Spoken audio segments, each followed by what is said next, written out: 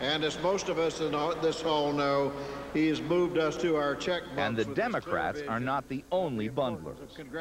Just this past April, at a $1 million fundraiser for the Bush campaign in Dearborn, Michigan, bundled contributions were not only gratefully accepted, the corporations were actually listed on the programs, even though direct corporate contributions have been illegal since 1907.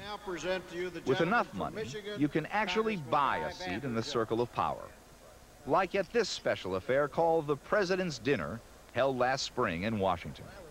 Ladies and gentlemen, first let me congratulate Senator Howard Baker on another record event. That makes it 2 in a row. 4,500 loyal Republicans paid a minimum of $1,500 each to show their support for the ticket, a total of $9 million. Important party leaders shared the head table with the president and his wife. Senators and congressmen, administration officials and their wives, and Michael Kojima. And it's wonderful to be officially over the top, but I want to start... Michael Kojima? Who is this man just 5 seats away from the president? This is a very shadowy figure who came out of nowhere, gives $500,000 to the Republican Party, and disappears. At the time of that dinner, he was a fugitive from justice. He had 2 ex-wives who each were looking for $100,000 plus in child support. There were 5 corporations suing him, all in excess in 6-figure sums.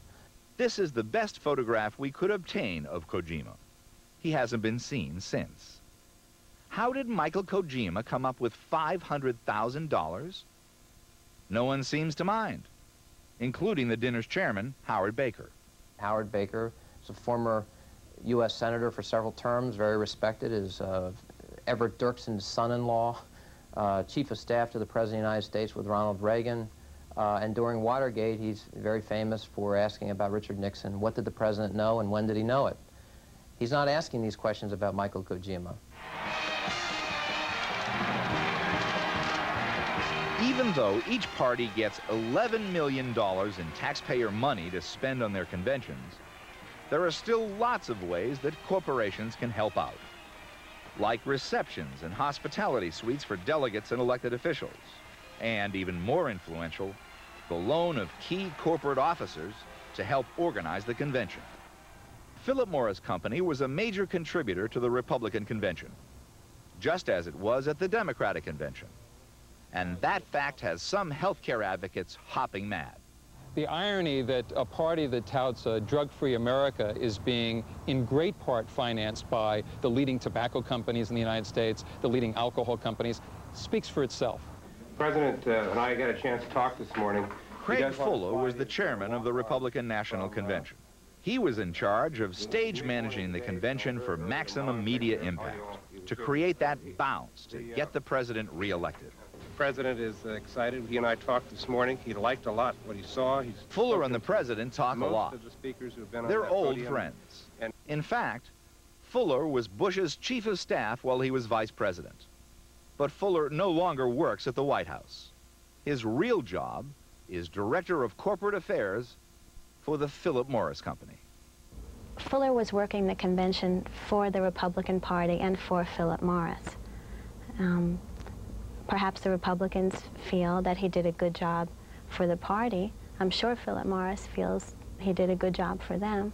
How can your very professional existence, predicated on your relationship with the President of the United States, how can you separate that from your commercial interests when that's why you have a commercial interest, why you have a career in the private sector? How can you separate these things? His commercial interest exists because he's Craig Fuller. This is not a man who's ever been a CEO of a company or has an extensive MBA-type background in business. He was brought in for one reason and one reason alone: his talent in the inner political sanctums of Washington, D.C. It's basically our nerve center out here to help From direct. Philip Morris's standpoint, it's brilliant.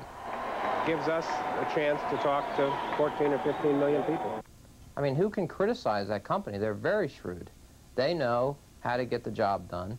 They know how to make sure they can get heard at the highest levels in government. You don't think that someone at the Secretary of State's office or the U.S. Trade Representative's office or the Secretary of Agriculture's office, you don't think they know that Craig Fuller coordinated the GOP convention in Houston when they call? Of course they know. Even if he never met them in his life, they know the name. And why do I think that phone call will get returned? Like within 10 minutes. And that's how this town works.